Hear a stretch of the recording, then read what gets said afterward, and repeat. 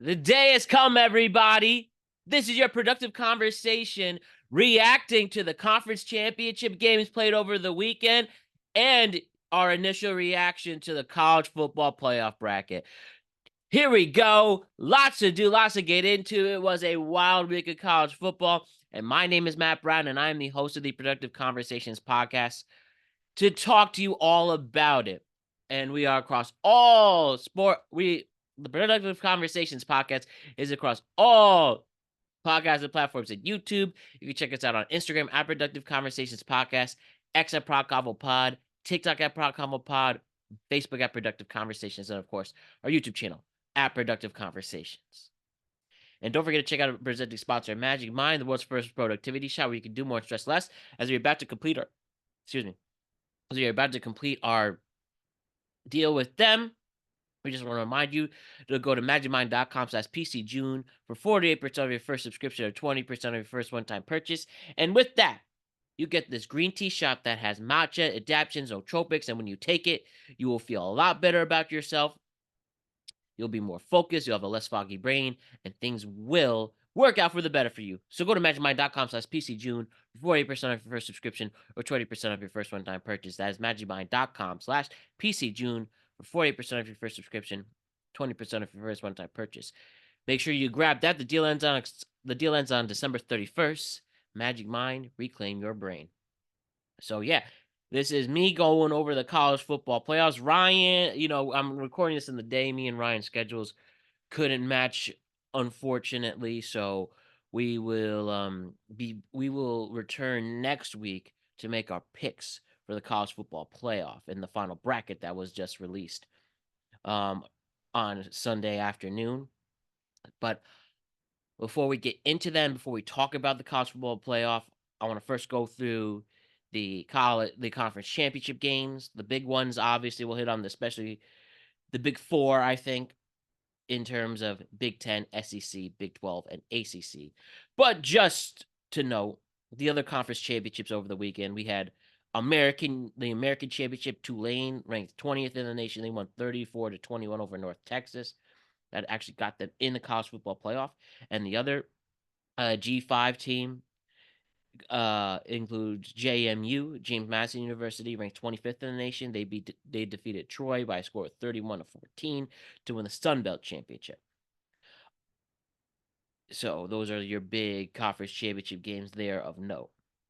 But that we won't be deep diving in. But why don't we start and now talk about the big games that took place over the weekend in a very important college football playoff weekend. I mean, seriously. Ultimately, before I go and discuss all this, I think everything is where it should be. I really do. So why don't we first get into the Big Ten Championship? Let's start with the Big Ten Championship right now. The Big Ten Championship was played. The Big Ten Championship was a thriller. It was the Indiana Hoosiers taking on the Ohio State Buckeyes.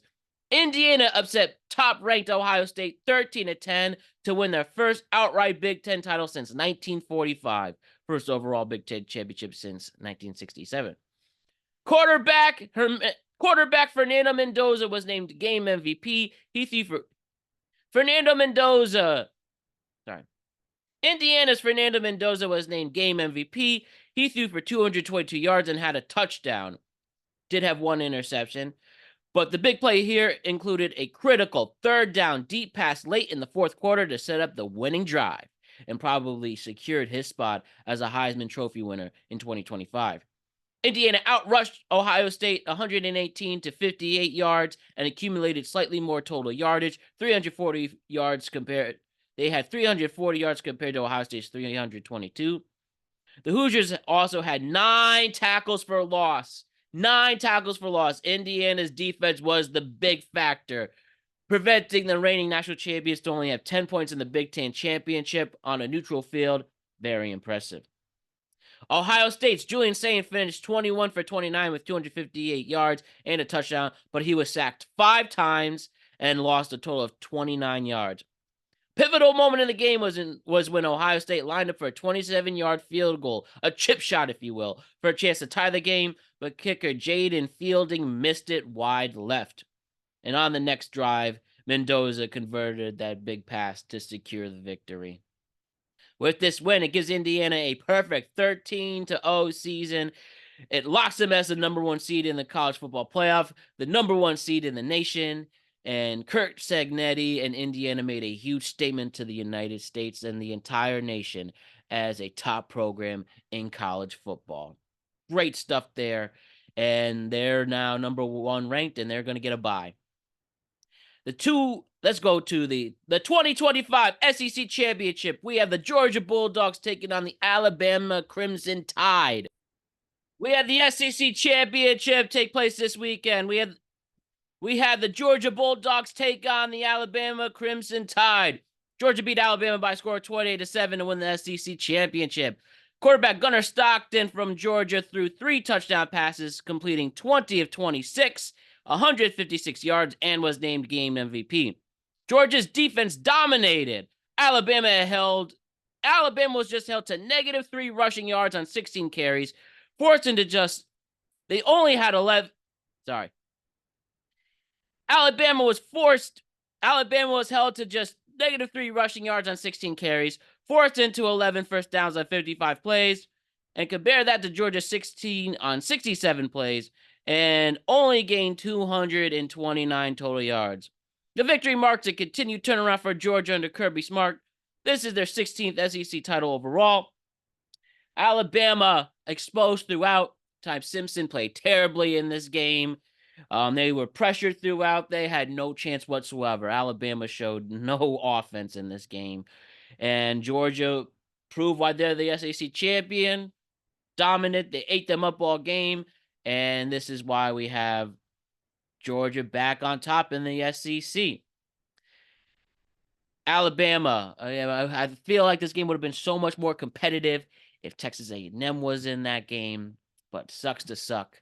They were able to get the credentials to get in, play that extra game, didn't step up whatsoever, especially in the running game. And Georgia, I think, has proven why they are on top. So a good win for the Georgia Bulldogs. Let's go with the Big 12 game. Texas Tech took on BYU. Texas Tech dominated BYU for a 34-7 victory to win the Big 12 championship. Their first Big 12 championship ever. Texas Tech forced 4 turnovers. Linebacker Ben Roberts had 2 interceptions in the second half alone. Offensively, Berean Morton threw 2 touchdown passes to Coy Eakin, and kicker Stone Harrington contributed with 4 field goals himself. BYU did open with a touchdown in his first drive, but after that, Texas Tech scored 34 unanswered points, holding BYU to a season-low 200 total yards. With that win, Texas Tech secures their spot in the college football playoff. They get the first round bye. Also mentioned before, Georgia did as well. And Texas Tech is your champion. And the other one, though, did not produce a college football playoff recipient. We had the Duke Blue Devils take on the Virginia Cavaliers in the ACC Championship. Duke beat Virginia by a score of 27-20 in overtime to claim their first ACC championship since 1962. In overtime, give credit to Darian Menshaw, who threw a 1-yard touchdown pass to Jeremiah Halsey, the tight end, on a 4th down to win the game. Luke Murgott sealed it with an interception on Virginia's first offensive play in overtime, and that secured the Blue Devils to win the ACC Championship. Mensa finished with 19 of 25 for 196 yards and 2 touchdowns. Running back Nate Shepard rushed for 97 yards and a touchdown. Give credit to Cooper Barkat, who led the wide receivers with 91 yards on 5 catches. And Duke's game plan featured a heavy rushing attack, 44 carries on 137 yards. They were able to eat drives and had trick plays with the fake punt, a fake field goal rush to help sustain drives, and a back-and-forth game ultimately led to Duke winning. Now, unfortunately, their 5 losses is the reason why they won't be in the college football playoff, but good season for Duke. Give them a lot of credit and win that bowl game. So with that, now we will actually bring Ryan in. We were able to organize it to get him in here. So we'll talk right now with Ryan Page about the college football playoff bracket. All right, Ryan's with me to discuss the college football playoff bracket once Had and to. for all, the day we've been waiting for. Your final 12 teams remain, and it's great to have Ryan. We were able to figure this out with moving schedules, the holidays, doing in the daytime, as you see. But Yes. most importantly, we could talk the final bracket. What's up, Ryan? Good to see you. Nice to see you too. This is interesting bracket day. I'll give you that. My goodness. All right, well, let's break it down really quick. Your final 12 teams. And I'll first go with the buys. The teams that got in buy include number 1, Indiana, Hmm. number number 2, Ohio State, Hmm. number 3, Georgia, number 4, Texas Tech, your Big 12 SEC champion, Big 10 champion, and a strong SEC team there. Hmm. Your first round, or I should say, next to the teams who get the home games, include Oregon at number 5, Big 10. Hmm. We have Ole Miss, who gets in with a Hmm. new coach at the SEC. He's number 6. Number 7 is Texas A&M from the SEC. They do get in. Number 8, Oklahoma gets your final home game spot. Then they're in. And then the other teams that made it include number 9, Alabama gets in at 10-3, competed in the SEC championship. Sort of. Mhm. We had we had the University of Miami does get in. The Canes do get in. The Hurricanes get in. They're going to play Texas A&M. Hmm. And Tulane, the Sun Belt champion. Oh, sorry, Tulane, the American American. Hmm. champion, gets in. They'll play Ole Miss. They'll go to Ole Miss. This would be 2 weekends from now. And Hmm. James Madison University wins the Sun Belt. They are ranked number 12th in the nation. They That's get the right. final spot, and they get to play Oregon. And the big team that is ousted from this includes the Fighting Irish. Notre Dame will not be in the college football playoff this year. Hmm. Their final record was 11-1. Hmm. But were the 10 And and 2 or 11 and 1?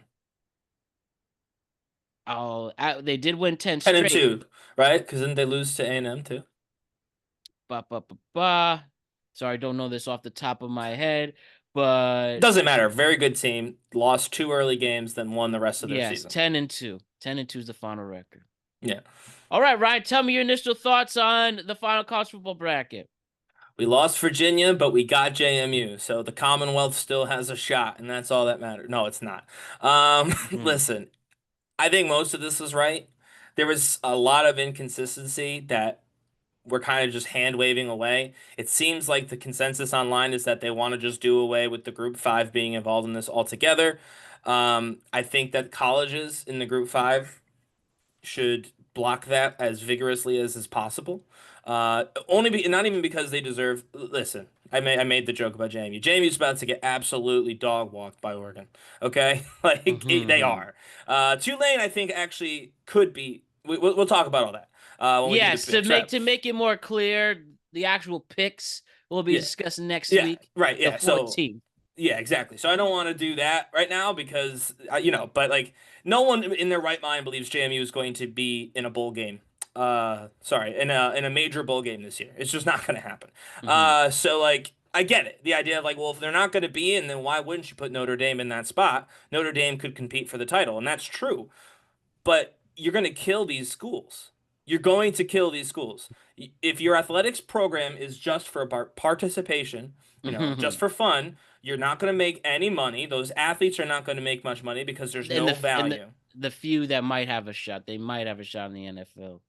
Right, but they're all going to. What'll happen is they're all going to leave. The best talent's going to consolidate up to the top four Mhm. conferences, and you're going to kill athletic programs across the country. And you can't do that. That's why at least one of these bids needs to go to a group 5. It gives everybody in that conference a reason to play. and it gives everyone in that conference a reason to go to the school. It builds school culture. There's no world where that's a good idea, but that is what's probably going to happen. That and or the 16. And honestly, I could see a world where they do both. They get rid of the at-large or the auto bids for champions, and they make it 16. This way, the whole of the SEC can compete with a couple of other people that they've deemed to be okay, like Notre Dame and Miami or whatever. But yeah, that's all the worst case scenario. They botched this. They botched this from the beginning. If I'm Notre Dame, and I was a big fan of Miami at the beginning of the season. I always thought that Notre Dame's logic for being in over Miami was a little bit flawed, given we watched Miami beat them. Yeah, But that's what the committee will probably say every single oh yeah, time. yeah. But it's just like the reality is they had Notre Dame ranked above Miami this entire time, above Alabama this entire time. Last week, despite not playing, they switched them, or not losing, they just switched them for fun. And then this week, they dropped again without even playing. Notre Dame got absolutely hosed, and it just Notre Dame. Obviously, Texas feels they had a claim. Vandy feels they had a claim. Fine, they're good teams. I'm sure they could maybe win a first round game if they got lucky with the draw. But no, they lost fair and square. But Notre Dame was told all season that they were better than Miami, even though they lost to Miami, and then all of a sudden they're out. And doesn't matter what they say. I just went fuzzy there. Doesn't matter what they say. It's because Virginia lost. If Virginia was in, Miami'd be out, and they'd say, "Well, there's your ACC representative." But because Duke, with 5 losses, was in the ACC title game, because they did 14 rounds of tiebreakers to determine who's going to be in that game, they had to put an ACC team in. Politically speaking, they couldn't do Virginia. Virginia just lost. So they said, well, Miami's the highest ranked, so we have to move them up. And they had to do all of this without destroying Alabama because they would have pitched a fit. It was a joke. It was an embarrassment, frankly. And not that these aren't good teams. There's a lot of good teams in. Um, we'll talk about it later, of course. But yeah, a lot of good teams. It'll be a good playoff. I'm excited for this playoff. Even with teams like Notre Dame not being in and teams like Alabama being in, it'll still be good games. I think by and large, anyway. And I do think, just for my own sake, Tulane might surprise somebody. Certainly early and maybe even later. We'll see. But in general, the committee made itself look like a bunch of asses. We got a good product out of it. Like we're good as fans. We're gonna see 3 first round games in down south. So those stadiums are going to be packed. They're going to be electric. Like the Mississippi Tulane game is going to be an amazing game to watch.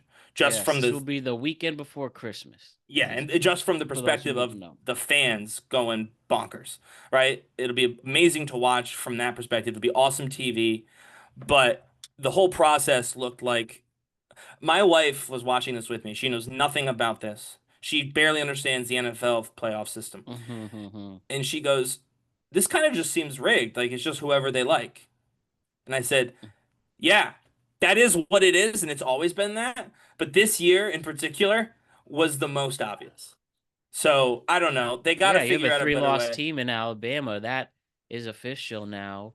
And They only get negative that from the 3 running yards. the thing they'll talk about is from the politics. Well, we got in the SEC championship, so that's why you put us in.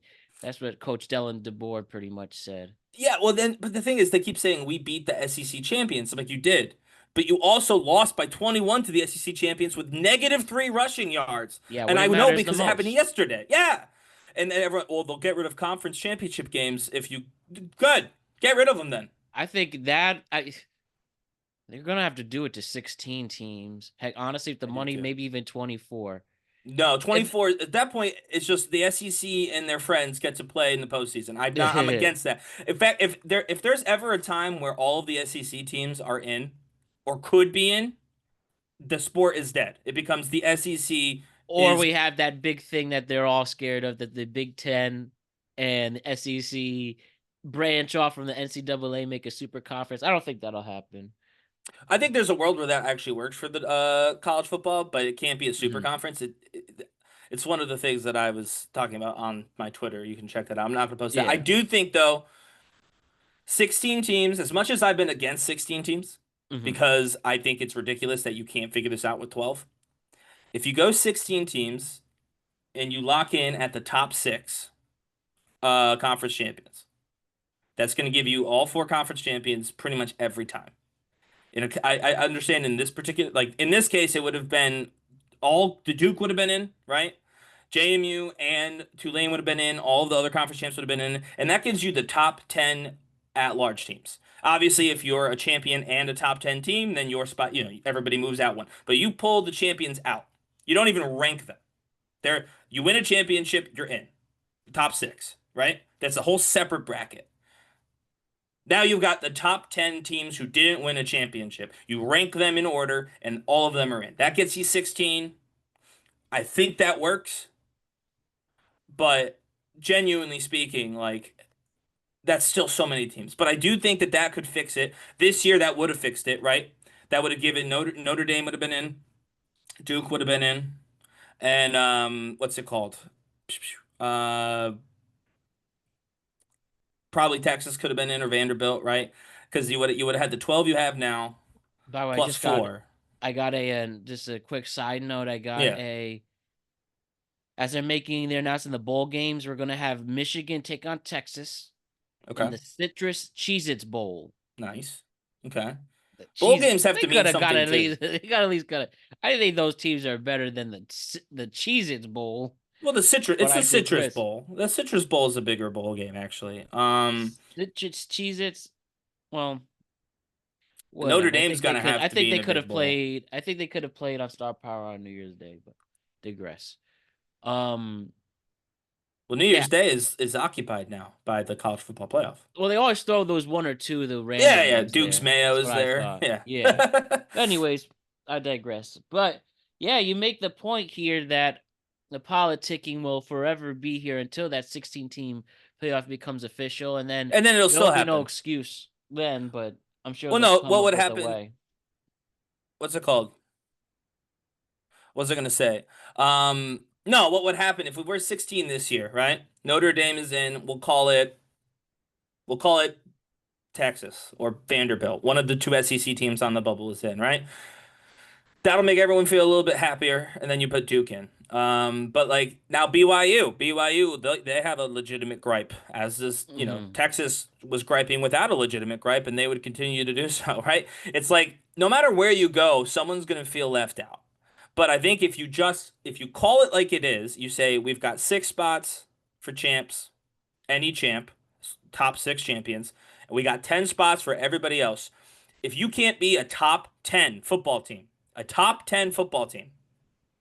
then you don't get anything. And I think that 10 is an easy number to understand, right? To everyone knows what a top 10 is. Top 10 lists. Like it's easy. 10 is an easy number. And 10 of you, regardless of what happens in your championship conference, regardless of anything else, are going to be in. And to me, that's doable. And then the conference maybe because at that point you don't have the bye anymore, so maybe the conference champions get the home games, and that's what they get for winning a conference championship, a home game, right? But yeah, I think 16 can fix it a little, but there's again this year one SEC team in BYU, even at 16, we're probably gonna get screwed, and so they would have a legitimate complaint. Hmm.